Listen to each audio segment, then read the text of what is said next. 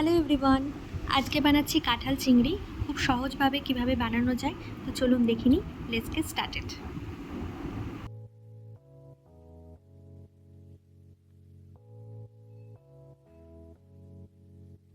প্রথমে একটা পাত্রে খানিকটা জল বসিয়ে দিয়েছি। এটা গরম হয়ে গেলে এখানে দিচ্ছি হাফ চামচের মতন হলুদ, লবণ আর কাশ্মীরি লঙ্কার গুঁড়ো। এবার দিচ্ছি কেটে রাখা আলু। এখানে আমি একটা মিডিয়াম সাইজের আলুকে ভালো করে ডুমডুম করে কেটে নিয়েছি, ওটা দিয়ে দেবো। আর 40% সেদ্ধ হওয়া অবধি আমি এটা করতে দেবো। আলুটা 40% সেদ্ধ হয়ে গেছে। এবার আমি এটা তুলে অন্য একটা পাত্রে রেখে দেব। এবার সেই একই জলে আমি কাঁঠালগুলোকে দিয়ে দিচ্ছি। কাঁঠালগুলোকে আমি বাজার থেকে টুকরো করে কেটে নিয়ে এসেছি। এখানে 200 গ্রামের মতন কাঁঠাল আছে। এইভাবে নুন জলের মধ্যে দিলে কাঁঠালের যে এক্সট্রা আঠাটা থাকে সেটা কিন্তু চলে যায়, আর ভাজার সময় সেটা আরও জুসি হয়। কাঁঠালটাও আমার 40%-এর মতন সিদ্ধ হয়ে গেছে। এবার এবারে তুলে নেব অন্য জায়গায়। মাছ ভাজার জন্য কড়াইতে তেল গরম করতে দিয়েছি। গরম হয়ে যাওয়ার পর এবার আমি চিংড়িগুলো দিয়ে দিব। এখানে 150 গ্রামের মতন চিংড়ি আছে। চিংড়িটাকে ভালো করে ভাজবো না, মোটামুটি ভাজবো আমি। হাই ফ্লেমে আমি চিংড়িটাকে 15 থেকে 20 সেকেন্ড ভেজেছি। এর চেয়ে বেশি ভাজলে কিন্তু রাবার হয়ে যাবে। এবার আমি তুলে নেব। এবার সেই একই তেলে সেদ্ধ করা আলুগুলোকে আমি ভেজে নেব 2-3 মিনিটের জন্য। আর একদম ফ্লেমটাকে আমি হাই করে রেখেছি। আলুগুলো ভালো করে ভাজা হয়ে গেছে। এবার আমি তুলে নিচ্ছি আলাদা একটা পাত্রে।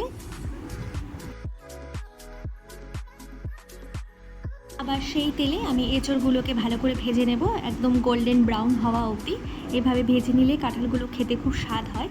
তো লবণ আর হলুদ তো দেওয়াই ছিল, তাই ভাজার সময় আমি লবণ হলুদ ব্যবহার করছি না, এমনি কিন্তু আমি ভেজে নেব হাই ফ্লেমে। ব্যাস ভালো করে ফ্রাই হয়ে গেছে। এবার আমি তুলে আলাদা একটা বাটিতে রেখে দেবো।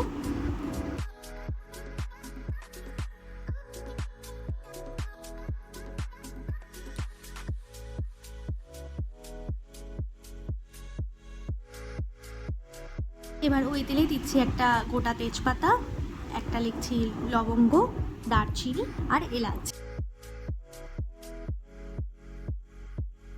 এবার দিয়ে দিচ্ছি হাফ চামচের মতন চিনি। চিনিটা অপশনাল, বাট দিলে হচ্ছে কালারটা খুব ভালো আসে। তো এটা মেল্ট হওয়া অবধি আমি নাড়বো। দিচ্ছি 3টে মিডিয়াম সাইজের পেঁয়াজ, যেটাকে আমি ভালো করে চপ করে নিয়েছি। এই এঁচোড়ের তরকারিতে কিন্তু পেঁয়াজের পরিমাণটা একটু বেশি যায়, তাহলেই কিন্তু গ্রেভিটা বেশি ঠিক হয় আর খেতে ভালো হয়। তাই 3টে মিডিয়াম সাইজের পেঁয়াজটাকে আমি ভালো করে চপ করে নিচ্ছি। এবার ভালো করে আমি এটাকে ফ্রাই করব। একদম গোল্ডেন ব্রাউন হয়ে যাওয়ার অবধি আমি এটাকে ভাজবো। যেহেতু কুচনো আছে তাই বেশিক্ষণ সময় লাগবে না এটা ভাজতে, 2 থেকে 3 মিনিট লাগবে। আর আমরা যেহেতু চিনি দিয়েছি, দেখুন পেঁয়াজ দেওয়ার সাথে সাথে রঙটা কীরকম ব্রাউনিশ এসে গেছে। এটা কিন্তু চিনিটা ক্যারামেলাইজড হয়েছে, তাই এই কালারটা এসেছে। তাই চিনি দিলে রঙটা কিন্তু ভালো আসে। দেখুন ভালো করে বাদামি কালার এসে গেছে। এবার আমি দেব আদা, রসুন আর কাঁচা লঙ্কা পেস্ট। আপনারা চাইলে শুকনো লঙ্কার পেস্টও দিতে পারেন। আমি এখানে কাঁচা লঙ্কার মধ্যে লাল লঙ্কা ব্যবহার করেছি বলে কালারটা কিন্তু লাল এসেছে। আর কাঁচা লঙ্কাও আপনারা কিন্তু ব্যবহার করতে পারেন নর্মাল যেটা। তো এবার আমি 1 চামচ কাঁচা লঙ্কা বাটা, 1 চামচ রসুন বাটা আর 1 চামচ আদা বাটা নিয়ে এবার ভালো করে এটাকে আমি পেঁয়াজের সাথে কষিয়ে নেব। এরই মাঝে দিয়ে দেবো কিছু বেসিক মশলা। দিচ্ছি হাফ চামচের মতন হলুদ গুঁড়ো, 1 চামচের মতন ভরে দিচ্ছি ধনের গুঁড়ো। তারপর দেবো এখানে আমি লাল লঙ্কার গুঁড়ো, মানে কাশ্মীরি লাল লঙ্কার গুঁড়ো 1 চামচের মতন। আর এখানে জিরের গুঁড়ো ব্যবহার করছি না। এবার ভালো করে সব কিছু মিশিয়ে মশলাকে আমি 10 থেকে 15 মিনিট ভালো করে কষিয়ে নেব। এটা যখন ভালো করে কষে গেছে, এরই মাঝে আমি একটা টমেটো পুরো বেটে মিক্সারে বেটে আমি সেই পেস্টটা দিয়ে দেবো। আপনারা পারলে কুচিয়েও দিতে পারেন, কিন্তু টমেটো পেস্ট দিলে গ্রেভিটা ঘন হয়। এবার যতক্ষণ না টমেটোটা থেকে কাঁচা গন্ধটা চলে যায় ততক্ষণ পর্যন্ত আমি ভালো করে এটা কষিয়ে নেব।